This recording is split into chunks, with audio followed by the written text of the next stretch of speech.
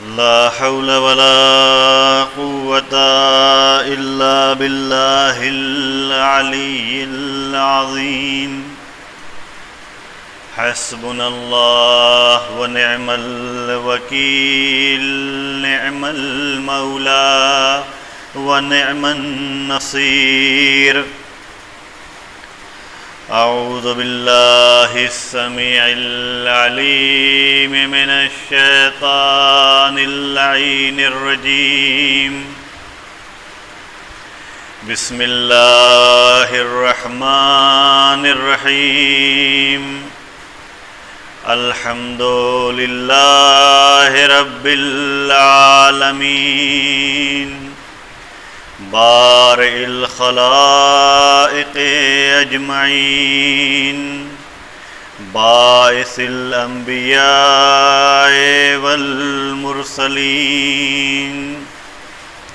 الصلاة والسلام على أشرف الأنبياء والمرسلين، سيدنا ونبينا وشفينا إن شاء الله، وحبيب قلوبنا وطبيب نفوسنا، مولانا ومولى الثقلين جد الحسنين أبي القاسم محمد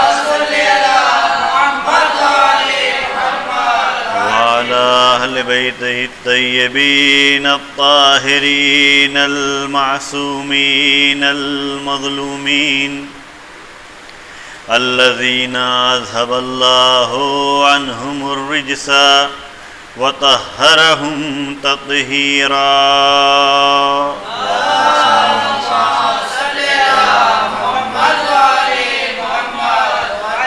واللعنة الدائمة على أعدائهم ومنكري فضائلهم أجمعين. أما بعد، فقد قال الله الحكيم في الذكر الكريم. أعوذ بالله من الشيطان الرجيم.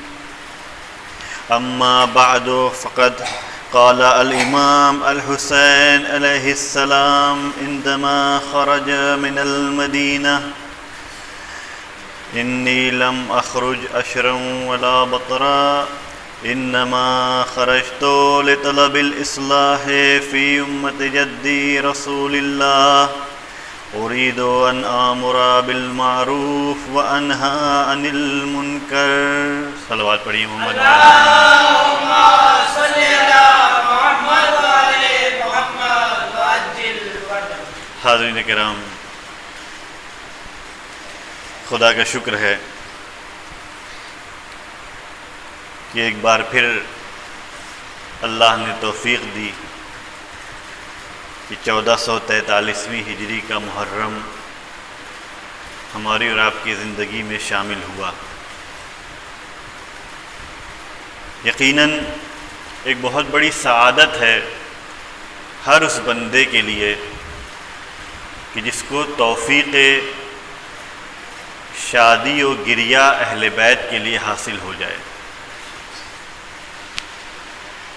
کیونکہ اہل بیت کا بھی فرمان رہا ہے کہ ہماری خوشیوں میں خوشیاں مناؤ، ہمارے غم میں غم مناؤ.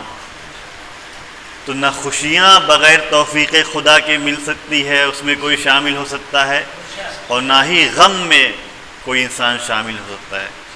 لہذا آج اس کائنات میں آپ دیکھیں گے نہ جانے کتنے انسان موجود ہیں، نہ جانے کتنے انسان موجود ہیں، لیکن ہر انسان کو توفیق گریہ بر حسین حاصل نہیں ہوتا.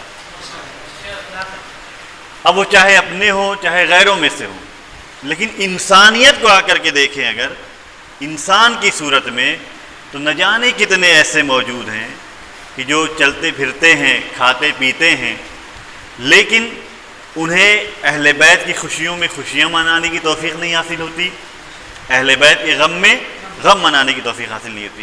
تو معلوم یہ ہوا کہ یہ غم منانا یا یہ خوشیاں منانا یہ صرف جذبات کا کھیل نہیں ہے بلکہ توفیقات الہی بھی شامل حال ہوتی ہے، تبھی یہ سعادت حاصل ہوتی ہے۔ ایک صلوات پڑھیے محمد والے محمد پر۔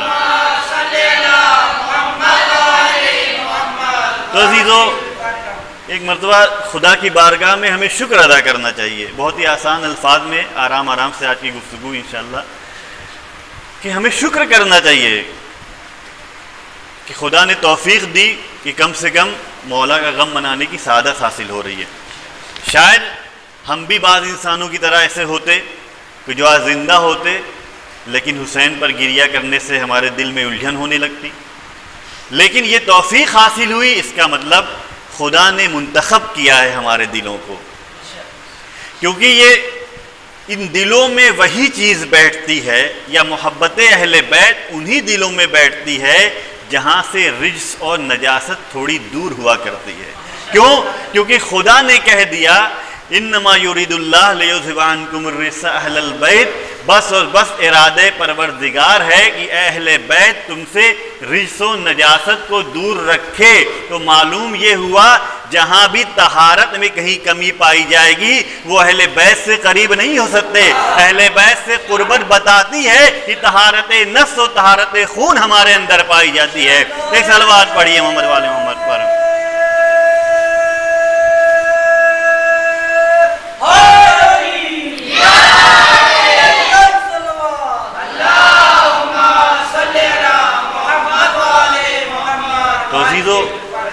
یہ گریہ، یہ توفیق بڑی عظیم توفیق ہے۔ آج محرم کا چاند نمودار ہو گیا، اور یہ وہ جذبہ ہے، وہ الفت ہے کہ جو خدا نے ہمارے دلوں میں ڈالی ہے، کہ جس کی وجہ سے ہم اور آپ جمع ہو گئے۔ آخر کل کیوں نہیں جمع ہوئے؟ پرسوں کیوں نہیں جمع ہوئے؟ یا 2 مہینہ 8 دن بعد اس طریقے سے والہانہ طور پر بغیر کسی پریشر کے نہیں جمع ہوں گے؟ اس کی وجہ یہ ہے کہ ہمارے دلوں کو خدا نے چنا ہے۔ وہ دعائے زہرا جو موجود ہے کہ ہمارے بچوں کے لیے جو ہے خدا کسی کو پیدا کرے تاکہ وہ ہمارے بچوں پر گریہ کرے، تو یقیناً یہ دعائے زہرا کا اثر ہے جو آج بستی بستی، قریہ قریہ، گاؤں گاؤں، ملک ملک، شہر شہر عزائے حسینی برپا ہوتی ہے۔ تمام پابندیوں کے باوجود پروٹوکول اور کرونا وائرس کی ہدایات اور اس کے جو تمام جو قوانین ہیں اس کی رعایت کرتے ہوئے آج بھی تمام مسلمان اور خاص طور سے شیعان حیدر کرار عزائے حسینی برپا کر رہے ہیں۔ یہ وہ محبت ہے جو اہل بیت کے تئیں ہمارے دلوں میں پائی جاتی ہے کہ اتنی پابندیوں کے باوجود ہم تمام کرونا وائرس کے قانون کی پابندی کرتے ہوئے اپنی مجالس کو برپا کر رہے ہیں، کیونکہ ہمارا رشتہ حسین سے ہے۔ ہمیں اس رشتے کو بھی قائم رکھنا ہے اور انسانیت کو محفوظ بھی رکھنا ہے۔ تو بغیر حسین کے انسانیت ہی کیسی؟ جہاں حسین ہے وہیں انسانیت ہے۔ اگر انسانیت ہے تو حسینیت ہے، تو حسینیت سے دور رہ کر کے انسانیت کو بچایا نہیں جا سکتا۔ آج اگر کورونا سے بھی انسانیت کو بچانا ہے تو حسینیت سے نزدیک آنا پڑے گا، حسین کے غم کو منانا پڑے گا۔ یہی وہ غم ہے جو دنیا میں بھی سہارا دیتا ہے، آخرت میں بھی نجات دے گا۔ ایک صلوات پڑھیے محمد والے محمد پر۔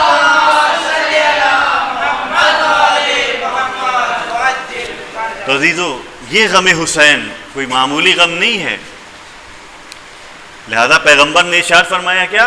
ان لقتل الحسین حرارتا فی قلوب المؤمنین لا تبرد ابدا۔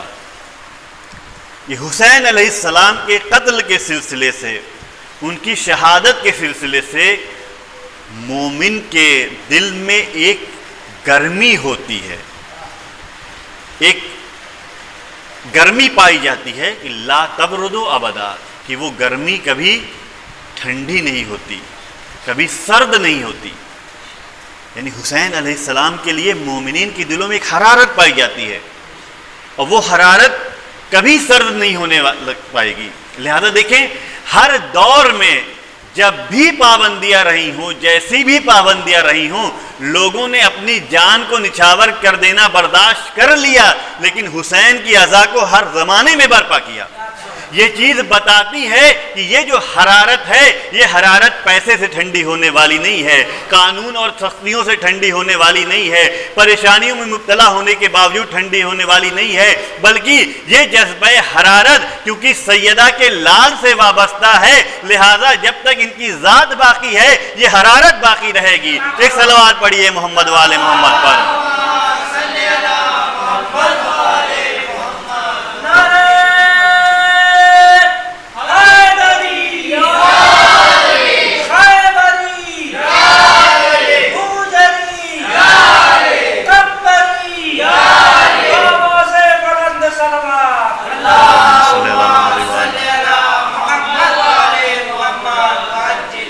پیغمبر کے بقول ایک حرارت پائی جاتی ہے فی قلوب المومنین، مومنین کے قلوب میں، دلوں میں، لا تبرد ابدا۔ یہ ہماری اور آپ کی بات نہیں ہے کہ کوئی کہہ دے اپنی من گھڑت باتیں ہیں، یہ پیغمبر کی مسلمہ حدیث، لا تبرد ابدا، کبھی ٹھنڈی نہیں ہونے والی، کبھی سرد نہیں ہونے والی یہ حرارت۔ تو یہ حرارت جو ہوتی ہے، اس حرارت میں اتنی تاثیر ہے کہ انسان کے قلب کو منقلب کر دے، انسان کے اندر انقلاب پیدا کر دے، اس حرارت میں اتنی تاثیر ہے۔ عزیزو، اسی لیے آپ نے سنا ہوگا امام حسین علیہ السلام کو سار اللہ کہا جاتا ہے۔ سار اللہ کا مطلب کیا ہوتا ہے؟ تھوڑی سی توجہ، سار کا مطلب ہوتا ہے خون، خون، تو کیا کہا جاتا ہے؟ سار اللہ، اللہ کا خون۔ تو اللہ کے تو بدن ہی نہیں ہے، تو پھر خون کا کیا تصور ہے اللہ کا؟ بھائی خون وہاں پایا جاتا ہے جہاں پہ بدن کا تصور ہو، ہے کہ نہیں؟ بغیر بدن کے خون کیسا؟ اور وہ بھی اللہ کا خون۔ تو اگر صرف اسی جملے کو دیکھا جائے تو معلوم یہ ہوتا ہے کہ حسین کی ذات معمولی ذات نہیں ہے، بلکہ اس کا کنیکشن کہیں نہ کہیں خداوند عالم سے ہے۔ صلوات پڑھیے محمد وآل محمد وآل۔ تو حسین کی ذات وہ ذات ہے جنہیں سار اللہ کہا جاتا ہے، یعنی خدا کے خون ہے۔ اس کا کیا مطلب ہوا؟ کہا حسین کی ذات سار اللہ ہے، اس کا مطلب یہ ہوا کہ سار کا مطلب خون ہوتا ہے عربی میں، اور عربی میں دم کا مطلب بھی خون ہوتا ہے۔ دم، دال اور میم، دم کا مطلب کیا ہوتا ہے؟ خون۔ لیکن امام حسین کو دم اللہ نہیں کہا گیا کہ اللہ کا دم، سار اللہ کہا گیا۔ خون دونوں کا مطلب خون ہوتا ہے، لیکن کیوں لفظ دم نہیں استعمال ہوا اور کیوں لفظ سار استعمال ہوا؟ لفظ دم جو ہوتا ہے یہ عام خون کو کہا جاتا ہے۔ عام خون، کوئی بھی خون ہو، ہمارا ہو، آپ کا ہو، مچھر کا ہو، کسی بھی چیز کا ہو، ہر طرح کے خون کو دم کہا جاتا ہے۔ سار اس خون کو کہتے ہیں جس میں ایک اچھال پایا جائے، جس میں ایک ولولہ ہو، جس میں ایک جوش ہو۔ تو معلوم یہ ہوا کہ یہ خون جہاں پر پایا جائے گا، اسی لیے انقلاب جو ہوتا ہے اسے عربی میں، جیسے کہیں کرانتی آتی ہے، انقلاب آتا ہے، تو عربی میں، عربی لفظ انقلاب بھی عربی لفظ ہے، لیکن وہاں پہ عربی لفظ انقلاب نہیں یوز ہوتا ہے کرانتی کے لیے۔ کہیں پر کوئی انقلاب آتا ہے، جیسے ایران کا انقلاب آیا 40 سال پہلے، 42 سال پہلے، تو اس انقلاب کو ہم اور آپ کیا کہتے ہیں؟ انقلاب کہتے ہیں، لیکن عربی میں اسے انقلاب نہیں کہیں گے، جبکہ لفظ انقلاب عربی ہے۔ ہم سے زیادہ تو انہیں استعمال کرنا چاہیے کہ نہیں کرنا چاہیے، لیکن نہیں کرتے۔ وہ کیا کہتے ہیں؟ ثورہ کہتے ہیں، ثورہ، ثورۃ الایران، یعنی ایرانی انقلاب، ثورۃ الاسلامیہ، اسلامی انقلاب۔ وہ ثورہ بنا ہے اسی سار سے، جس کا مطلب ہوتا ہے خون۔ تو عرب جب آ کر کے انقلاب کی گفتگو کرتے ہیں تو اس لفظ کا انتخاب کرتے ہیں جس لفظ کو سار کہا جاتا ہے، یعنی ایسا خون جس میں انقلاب کی بو باش پائی جائے، ایسا خون جس میں ایک ولولہ ہو، ایک جوش ہو۔ تو معلوم یہ ہوا حسین کی ذات سار اللہ ہے، اس کا مطلب ان کے اندر اتنی تاثیر ہے کہ جو بھی ان کے خون سے اپنے خون کو ملاتا رہے گا اس کی زندگی میں انقلاب برپا ہوتا رہے گا۔ اگر انقلاب زندگی میں آ رہا ہے تو ہم حسین کے سار اللہ ماننے والے ہیں، لیکن زندگی میں انقلاب نہیں تو ہو سکتا ہے ہم صرف کہنے کو حسینی ہو، حسینی نہیں ہو سکتے۔ ایک صلوات پڑھیے محمد والے محمد پر۔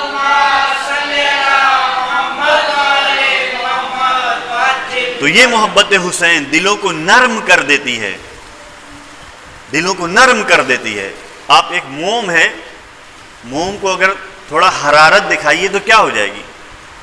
پگھلنے لگے گی. تو آپ کہیں گے موم تو یوں بھی ہم ایسے کر دیں گے، توڑ دیں گے، کوئی بڑا کام نہیں ہے. چلیے لوہا لے لیجئے، لوہے کو گرم کریے، حرارت دکھائیے تو اس کی کیا کیفیت ہوتی ہے؟ وہ بھی نرم پڑ جاتا ہے کہ نہیں پڑ جاتا ہے؟ وہ بھی نرم پڑ جاتا ہے. جیسے چاہیے موڑ لیجئے، جو ڈیزائن بنانا چاہیے بنا سکتے ہیں. اپنے بچوں کے لیے عرض کرتا ہوں، جو ڈیزائن بنانا چاہیں وہ اس لوہے سے بنا سکتے ہیں. کیوں؟ کیونکہ اس میں حرارت پائی جاتی ہے. تو اگر حسین کی محبت قلوب مومنین کے اندر حرارت بنی ہوتی ہے تو معلوم یہ ہوا کہ اگر حرارت ہے تو دل کو نرم ہونا پڑے گا.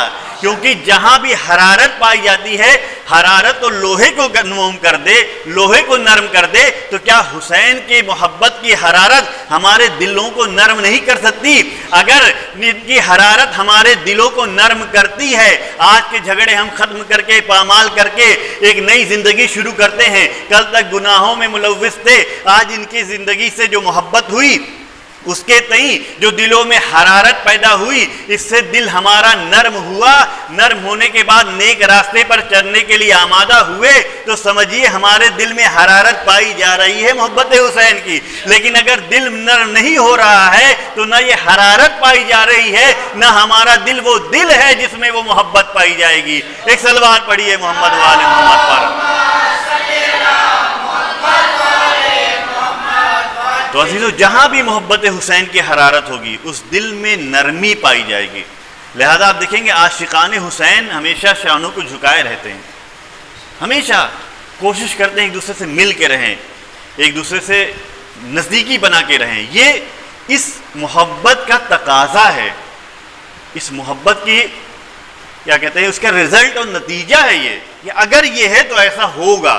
لیکن اگر آپس میں نفاق پایا جائے، ایک دوسرے سے لڑے پھرے ہوں، آج ہماری زندگی ایک الگ راستے پر ہے، حسین کی محبت کا بھی دم بھرتے ہیں اور پھر راستے بھی وہ اپنا ہے جو حسینیت سے دور کا راستہ ہو، تو معلوم یہ ہوتا ہے اس سے کہ ہمارے دل ابھی نرم نہیں ہوئے ہیں.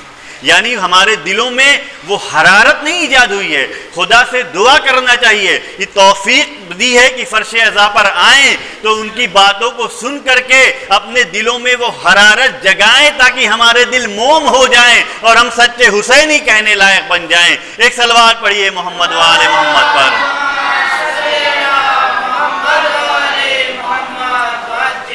تو عزیزو، یہ حرارت ہمارے دلوں میں اگر باقی رہ گئی تو پھر کسی بستی میں جھگڑا نہیں، کسی بستی میں تضاد نہیں. اپنے ذاتی مفاد میں ہو سکتا ہے ہو جائے، لیکن حسین کو لے کر کے کہیں کوئی بستی میں تضاد نہیں پایا جائے گا. اب آؤں میں اس بات کی طرف جس کو میں نے سرنامے کو سخن قرار دیا. خود مولا کا فرمان، مولا نے کیا کہا؟ انی لم اخرج اشرم ولا بطرا، کہ میں عبث اور بیہودہ کاموں کے لیے نہیں نکلا ہوں. انما خرجت لطلب الاصلاح فی امت جدی رسول اللہ. کیونکہ آج چاند رات کی مجلس ہے، لہذا تھوڑی باتیں امام حسین علیہ السلام کی زبانی. میں نکلا ہوں، کس لیے نکلا ہوں؟ صرف اور صرف اس لیے نکلا ہوں. مولا کہہ دیتے میں نکلا ہوں، چلوں گا، مطلب کربلا ٹہل کے بھی آئیں گے اور لوگوں کی اصلاح بھی کر دیں گے. میں نکلا ہوں، چلیں گے، حج بھی راستے میں کر لیں گے اور پھر کربلا بھی پہنچ جائیں گے. مولا کہہ سکتے تھے ہم چل رہے ہیں، ہماری جان بھی ہو سکتا ہے بچ جائے اور پھر لوگوں کی اصلاح بھی کر لیں گے. یہ باتیں کہہ سکتے تھے کہ نہیں کہہ سکتے تھے مولا؟ لیکن مولا نے نہیں کہا. مولا نے کیا کہا؟ انما خرجتو. جو انما آئے تطہیر میں ہے وہی انما یہاں بھی ہے. وہاں پہ کیا ہے؟ بس اور بس خدا نے ارادہ کر لیا. یہاں پر کیا ہے؟ انما خرجتو، بس اور بس میں اس لیے نکلا ہوں. اب اگر کسی چیز کو ہمارے اور آپ کے وہ امام جن کا غم منانے کے لیے ہم بیٹھے ہیں، اگر وہ کہیں بس اور بس اس لیے نکلا ہوں، تو وہ اہم پیغام ہوگا کہ نہیں ہوگا؟ وہ ضروری پیغام ہوگا کہ نہیں ہوگا؟ بس اور بس میں نکلا ہوں، کس لیے نکلا ہوں؟ انما خرجتو، میں نکلا ہوں صرف اور صرف اس لیے لطلب الاصلاح فی امت جد رسول اللہ، کہ میں اپنے جد پیغمبر اسلام کی امت کے درمیان اصلاح کر سکوں. ان کے درمیان ہدایت کر سکوں، انہیں ٹھیک کر سکوں۔ تو معلوم یہ ہوا کہ حسین جن کے پاس جا رہے ہیں وہاں کہیں نہ کہیں کوئی گڑبڑی پائی جاتی تھی۔ جو حسین اسے صحیح کرنا چاہتے تھے، آج بھلے ہی عام عالم اسلام انہیں اپنے سر کا تاج بنائے بیٹھے، لیکن حسین کا یہ جملہ بتا دے رہا ہے کہ کیسے بھی وہ لوگ رہے ہوں گے، لاکھ نمازی رہے ہوں گے، لاکھ روزے دار رہے ہوں گے، لاکھ حج کرنے والے رہے ہوں گے، لاکھ جو ہے تمام حقوق ادا کرنے والے رہے ہوں گے، لیکن ان کی اصلاح کی ضرورت تھی، ان کے اندر کچھ گڑبڑی تھی۔ تبھی تو حسین نے کہا میں صرف اور صرف ان کی اصلاح کے لیے نکل رہا ہوں۔ ایک صلوات پڑھیے محمد والے محمد پر۔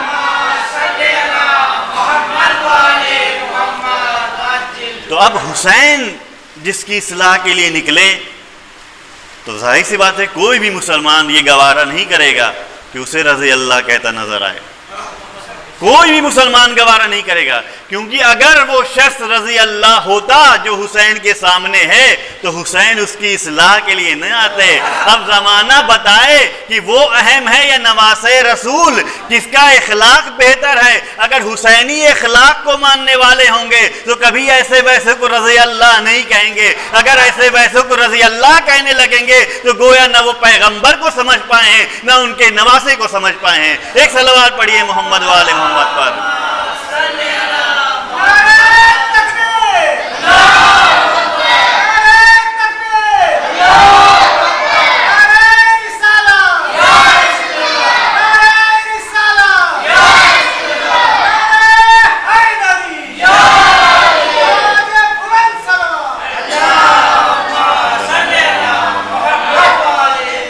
تو عزیزو، یہ حسین کے سامنے جو لوگ ہیں کیا وہ نماز نہیں پڑھتے تھے؟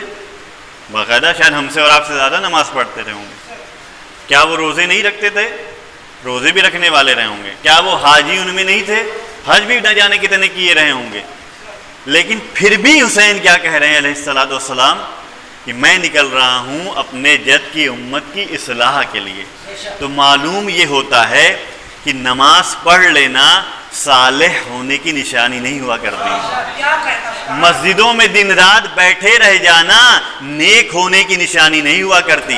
روزے رکھ کر کے منہ کو خشک کر لینا ہمیشہ نیک ہونے کی نشانی نہیں ہوا کرتی۔ یہ سب ضروریات دین ہے، کیونکہ اگر کوئی صالح ہے تو ضرور نماز پڑھے گا، اگر کوئی صالح ہے تو ضرور روزہ رکھے گا، صالح ہے تو ضرور خمس نکالے گا، صالح ہے تو ضرور مستطیع ہونے پر حج کے لیے جائے گا۔ لیکن ایسا نہیں ہے کہ کوئی ان کاموں کو کرتا ہو تو وہ نیک بھی ہو۔ نیک اگر ہوتا انسان اس زمانے کا مسلمان، ہر مسلمان اس زمانے میں جو کربلا میں موجود تھا اکثر اس میں نمازی تھے، اکثر اس میں روزے دار تھے، اکثر اس میں حج کرنے والے تھے۔ پھر حسین کو اصلاح کی ضرورت کیوں پڑی؟ کہا دیکھو ان کی نمازوں کو نہ دیکھو، نمازوں کے ساتھ ساتھ یہ پرہیزگار بھی ہیں کہ نہیں ہیں۔ تو معلوم یہ ہوا وہاں دیکھا کہ نمازی تو ہیں، نمازی کے ساتھ ساتھ شراب بھی پی رہے ہیں، نماز کے ساتھ ساتھ زنا میں بھی ملوث ہیں۔ تب حسین نے کہا میں ان کی اصلاح کے لیے نکل رہا ہوں۔ ایک صلوات پڑھیے محمد والے محمد پر۔ تو عزیزو، یہ جو بات ہے کہ صرف نماز پڑھ لینا، صرف روزے رکھ لینا، صرف حج پہ چلے جانا، یہ اصلاح کی اور صالح ہونے کی نشانی نہیں ہے۔ صالح اور نیک ہونے کی نشانی یہ ہے کہ ان تمام چیزوں کے ساتھ ساتھ ان تمام چیزوں سے بچے بھی جس سے روکا گیا ہے۔ لہذا کہا یہ نماز کے بارے میں قرآن میں کیا کہا کہ نماز برائیوں سے روکتی ہے، نماز برائیوں سے روکتی ہے۔ تو معلوم یہ ہوا کہ اگر انسان نمازی ہے تو وہ برا نہیں ہوگا۔ اتنے سارے نمازیوں کی اصلاح ہو رہی ہے تو در واقع وہ ظاہری صورت میں نمازی تھے، لیکن باطنِ اور روح نماز ان کے دلوں میں نہیں اتری تھی۔ روح نماز اگر اتر چکی ہوتی تو حسین کبھی ان کی اصلاح کے لیے نہیں جاتے۔ ان کا جانا بتاتا ہے کہ ان کے اندر نماز کی روح نہیں آئی تھی۔ آج بھی اگر مسلمان اپنے کو مسجد میں قید کر لیتے ہیں، دن رات سجدے پہ سجدہ کر لیں، لیکن اس کے باوجود برائیوں سے دور نہیں ہے، تو گویا ابھی بھی وہ سچے مسلمان نہیں ہیں. آج بھی حسین کو ضرورت ہے آئے ہمارے معاشرے میں, اصلاح کریں ہماری. ایک سلوات پڑھیے محمد وآل محمد.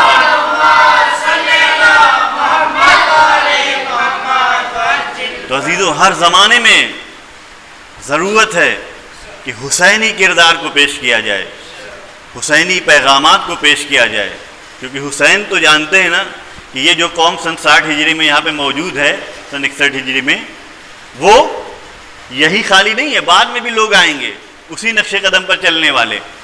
تو حسین ایک کرائٹیریا, ایک راستہ بنانے آئے تھے, ایک راستہ دکھانے آئے تھے کہ دیکھو تم 1400 سال بعد, 1382 سال بعد اگر تم آپ محرم میں بیٹھنا یا تم زندگی بسر کرنا چاہنا تو تمہیں اس راستے سے ہٹنا ہو, صحیح راستہ چننا ہو تو میرے راستے کو چننا, تو میرے راستے کو چننا. کیونکہ میں ہر زمانے میں حسین کی صورت میں نہیں ہوں. ہاں, میرا فرزند ہر زمانے میں کوئی نہ کوئی رہے گا. ہو سکتا ہے تمہاری نظروں کے سامنے ہو سکتا ہے نظروں سے اوجھل ہو, نظروں کے سامنے ہو تو وہی تمہارا امام و پیشوا ہے, اسی کے نقش قدم پہ چلتے جانا. نظروں سے اوجھل ہے تو اس کے پیغامات کو اپنی زندگی میں بٹھاتے جانا, اپنے دلوں میں بٹھاتے جانا اور میرے راستے کو اپناتے جانا, تو تم دنیا میں بھی کامیاب رہو گے, آخرت بھی تمہاری سنورتی نظر آئے گی. ایک صلوات پڑھیے محمد والے محمد پر.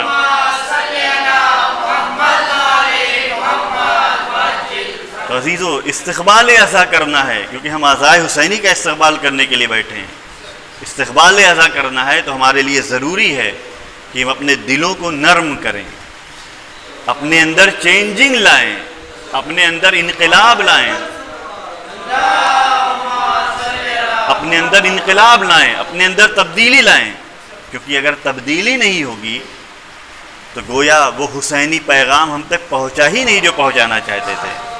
تو کیا ہم اپنے مولا کو مایوس کر سکتے ہیں؟ کیا اپنے امام کو ہم مایوس کر سکتے ہیں کہ آپ نے بہت غلط کام کیا سن 61 ہجری میں, آپ کو آنا ہی نہیں چاہیے تھا؟ تو آج ان کے ماننے والوں کا فریضہ یہ ہے, ہر زمانے میں ان کے ماننے والوں کا فریضہ یہ ہے کہ ان کے نقش قدم پر چلنے کی کوشش کریں. وہ اصلاح جو امام کرنا چاہتے تھے وہ اصلاح اپنے معاشرے میں کریں. ہماری اور آپ کی ذمہ داری ہے عزیزو, اس فرش عزا کی برکت سے یہ کام بہت آسان ہے اس بستی میں, ہر بستی میں, کہ لوگ ایک دوسرے کے دلوں سے اپنے کو نزدیک کر سکیں. کیونکہ اگر ایک کرائٹیریا جو پیغمبر نے بتایا, کیا بتایا کہ ان لقتل الحسین حرارتن فی قلوب المومنین, کہ مومنین کے قلوب میں ایک حرارت ہوتی ہے. تو اگر بتائیں یہ تعزیہ ایک رنگ کا ہے, ایسے ہی 10 تعزیہ ایک رنگ کے ہو جائیں تو بھلے ہی 10 ہیں لیکن رنگ تو ان کا ایک ہی ہے. ایک باپ کی ایک اولاد ہے, اسی سے دوسری اولاد ہے, اسی کی تیسری اولاد ہے, دیکھنے میں الگ الگ ہیں لیکن خون تو ایک ہی خون ہے. کیا یہ الگ الگ ہیں؟ الگ الگ ہیں بھی اور الگ نہیں بھی ہیں. الگ اس اعتبار سے ہے کہ بھائی ان کا جسم الگ ہے, ان کا بدن الگ ہے, ان کا دماغ الگ ہے, ان کے اعضاء و جوارح الگ ہیں. الگ کیوں نہیں ہیں؟ کیونکہ جو چیز ان کو اس دنیا میں لائی ہے وہ ایک ہے, اس میں ایک اتحاد پایا جاتا ہے. تو عزیزو, جب پیغمبر نے کہہ دیا کہ مومنین کے قلوب میں حسین کی محبت کے سلسلے سے ایک حرارت پائی جاتی ہے, تو اگر وہی حرارت یہاں پائی جائے, وہی حرارت یہاں پائی جائے, وہی حرارت یہاں پائی جائے, وہی حرارت یہاں پائی جائے, وہی حرارت یہاں پائی جائے, تو اس کا مطلب کیا ہوگا کہ جب ہر جگہ حرارت ایک ہے تو ہم لوگ الگ کیسے ہوئے؟ جب حرارت حسینی حرارت ہے تو پھر مزاج بھی حسینی ہونا چاہیے. جب حرارت متحد ہے, ایک جیسی ہے, تو پھر دیکھنے میں بھی اتحاد ہونا چاہیے, مزاج میں بھی اتحاد ہونا چاہیے. اگر ان تمام چیزوں میں مجالس حسین کی برکت سے اتحاد پیدا ہو جائے تو یہ حرارت کارگر ہے. اگر اتحاد پیدا نہ ہو تو صرف محض یہ دکھاوا ہے, ایک رسم کے طور پر ہوگی. ایک صلوات پڑھیے محمد والے محمد پر. تو عزیزو, آج ہی ہم عہد کریں کہ اس سال 1443 ہجری میں ہم عزاداری کو رسم بنا کر کے نہیں منائیں گے, رسم بنا کر کے نہیں منائیں گے, بلکہ اس عزاداری سے ہم کچھ سیکھنے کی کوشش کریں گے. اس عزاداری کو اپنے لیے راستہ بنانے کی کوشش کریں گے اور اس کے ذریعے سے ہم اپنی زندگی کو سنوارنے کی کوشش کریں گے. کیونکہ اس فرش عزا کی برکت سے ہماری زندگی کے اقتصادی حالات میں بھی برکت آتی ہے، ہماری روحانی زندگی میں بھی برکت آتی ہے، کیونکہ یہ عبادت ہے، عبادت کا اجر کم سے کم ثواب ہوا کرتا ہے، ایک عبادت کا اجر کم سے کم ثواب ہوا کرتا ہے۔ اگر کوئی کسی بھی حالت میں یہاں پہنچ جائے تو کم سے کم جو چیز لے کے اٹھے گا وہ ثواب لے کر کے اٹھے گا، لیکن اگر شعور کے ساتھ آئے، عقل کے ساتھ آئے، ہوشیاری کے ساتھ آئے تو ثواب کے ساتھ ساتھ اسے دنیا میں زندگی بتانے کا سلیقہ بھی ملے گا، آخرت میں کامیابی اپنی زندگی کو کامیاب کرنے کا راستہ بھی ملے گا۔ تو عزیزو، ہم سب عہد کریں کہ اس سال فرش عزا پر آئیں گے تو محض ثواب کے لیے نہیں آئیں گے، ثواب کے ساتھ ساتھ دنیاوی کامیابی، اخروی نجات بھی لینے کے لیے آئیں گے۔ ایک صلوات پڑھیے محمد و آل محمد پر۔ اس لیے مولا نے کہا انما خرجت لطلب الاصلاح فی امت جد رسول اللہ، کہ میں بس اور بس اس لیے نکلا ہوں، ٹہلنے گھومنے کے لیے نہیں نکلا ہوں، یا کسی اور پرپز اور کام کے لیے نہیں نکلا ہوں، صرف اور صرف اصلاح امت پیغمبر جد کی امت کی اصلاح کے لیے نکلا ہوں۔ یہ حسین کا پیغام ہے۔ تو ہم صرف کالے لباس نہ بدلیں، لباس کے ساتھ ساتھ کردار بھی بدلیں۔ اس ایام عزا صرف کپڑے نہیں بدلیں گے، کپڑے کے ساتھ ساتھ کردار بھی بدلیں گے۔ اس ایام عزا صرف مجلسوں میں شرکت کرنے کے لیے نہیں بیٹھیں گے، بلکہ مجلسوں میں کچھ حاصل کرنے کے لیے بیٹھیں گے، وہاں پر حسینی پیغامات کو لینے کے لیے بیٹھیں گے۔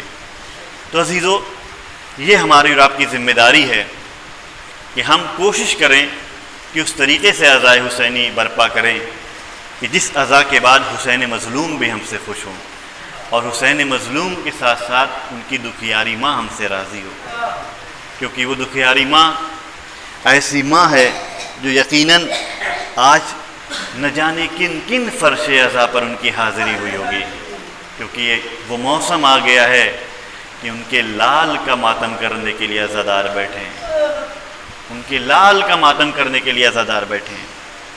وہ دکھیاری ماں، کیا ہم سوچ سکتے ہیں اتنی عظیم ذات آج ہمارے درمیان، اتنی عظیم ذات، یہ صرف اور صرف اسی فرش عزا کی برکت ہے۔ عزادارو، لہذا اس کا بھرم رکھنا، کبھی بھی اس کو رسم بنا کر کے نہ ادا کرنا، رسم بنا کر کے نہ ماننا، نہ منانا، بلکہ یہ سوچنا کہ اس فرش پر حسین کی دکھیاری ماں بھی آتی ہے۔ جب ان کی دکھیاری ماں آئے، ہمارے چہروں پر نظر ڈالے تو خوشحالی حاصل ہو کہ ہاں یہ میرے بیٹے کے ماننے والے ان پر گریہ کرنے والے ہیں، اور اس کے ساتھ ساتھ ان کی باتوں کو بھی ماننے والے ہیں۔ کہیں ایسا نہ ہو شہزادی کہیں کہ تم لوگ روتے رہے ہو میرے بیٹے پر، لیکن میرا بیٹا جس لیے شہید کیا گیا اس مقصد کو تم سب پامال کر رہے ہو۔ ہاں عزادارو، آج چاند رات ہے، ہمیں وہ منظر یاد آتا ہے، ابھی حسین کا کاروان کربلا تو نہیں آیا ہے نا، وہ منظر ہمیں یاد آتا ہے جب حسین علیہ السلام مدینے سے رخصت ہو رہے تھے، مدینے سے نکل رہے تھے، کیا عالم تھا وہاں پر، جب رخصتی کا عالم تھا، منظر تھا۔ تو عزاداروں غور کریں کہ جب وہ عالم تھا کہ جب حسین علیہ السلام مدینے سے رخصت ہونے والے تھے تو ایک ایک بیویاں سوار ہو رہی تھیں، تو جس محلے بنی ہاشم میں یہ لوگ رہتے تھے، محلے سے مردوں کو دور کر دیا گیا تھا، دور چلے گئے تھے وہاں کے لوگ۔ ایک وقت ایسا آیا کہ جہاں سے لوگ کھڑے تھے وہاں سے بھی لوگوں کو ہٹایا جانے لگا، اور ایک حلقہ بنا۔ حلقہ جب بنا تو لوگوں نے سوال کیا، ابھی تک تو بھی بیویاں آ رہی تھیں، ہم لوگ تو آلریڈی دور تھے، وہ خود بخود دور تھے، اب ایسا کیا ہوا کہ ہمیں اور دور کیا جا رہا ہے؟ کہا تمہیں نہیں معلوم، اب حسین کی بہن زینب سوار ہونا چاہتی، حسین کی بہن زینب سوار ہونا چاہتی ہیں۔ عزادارو، بنی ہاشم کے جوانوں نے حلقہ بنایا، جناب عباس نے ظالموں کو توڑا، جناب زینب اس پر سوار ہو کر کے محمل میں سوار ہوتی ہیں، بھائی نے سہارا دیا، محمل میں سوار ہوئی۔ عالم یہ تھا بنی ہاشم کی کوچوں گلیوں میں کوئی مرد نہیں تھا کہ جناب زینب کے سائے کو دیکھ لے، لیکن ہائے وہ منظر یاد کرے جب یہ قافلہ اپنے جب آپ پہ پہنچے گا تو ایک وقت ایسا بھی آئے گا یہی زینب ہوں گی، یہ کو تنہا ہوں گی، کوئی نہیں ہوگا یہ آپ کو سوار کرے، سر پہ ردا بھی نہیں ہوگی۔ ہاں دارو بس ایک منزل و پھر زحمت تمام۔ یہ حسین مظلوم کے لیے بہت آسان کام نہیں تھا اپنے گھر کو چھوڑ دینا۔ ہم اور آپ اپنے وطن کو چھوڑ دیں ہمیشہ کے لیے، عزیزو کچھ دنوں کے لیے کام کے لیے جب جاتے ہیں تو مائیں روتی ہوئی نظر آتی ہیں، بہنیں روتی ہوئی نظر آتی ہیں، بچے گریا کرتے نظر آتے ہیں، بسا اوقات ہم لوگ خود بھی رونے لگتے ہیں کہ نہ جانے آنے کے بعد کون سا منظر دیکھنے کو ملے گا، آج جا رہے کل کون سی خبر سننے کو ملے گی۔ تو عزیزو معلوم یہ ہوتا ہے کہ کسی بھی انسان کے لیے اپنے وطن کو کچھ دنوں کے لیے بھی ترک کرنا ہمیشہ اچھا نہیں لگتا۔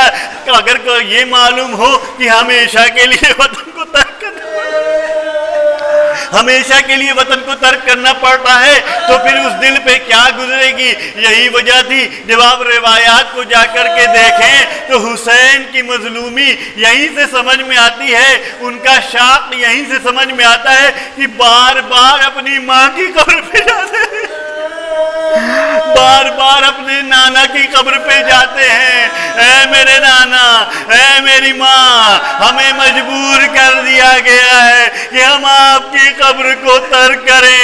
اے کاش ہمیں وہ وقت ملتا یا آپ کی دہلیز پر حاضری دے پاتا۔ عزیزو کتنا عظیم مرحلہ تھا حسین نے ہمارے لیے۔ یاد ہے جب حسین کی ماں اس دنیا سے جا رہی تھی تو حسین نے اس وقت بھی ایک بات کی تھی، اماں آپ ہمیں بلائیں گی؟ جب جندے کفن ٹوٹے تھے، ہاں میرے لال آ جا۔ آج کس طرح سے حسین رخصت ہو رہے ہیں، بار بار ماں کی قبر پہ جا رہے ہیں، بار بار جد کی قبر پہ جا رہے ہیں۔ لعنت اللہ علی قوم الظالمین رضم بقضائہ و تسلیما لامرہ، انا للہ و انا الیہ راجعون۔ باراللہ ہماری اس مختصر سی عبادت کو شرف قبولیت عطا فرمائے۔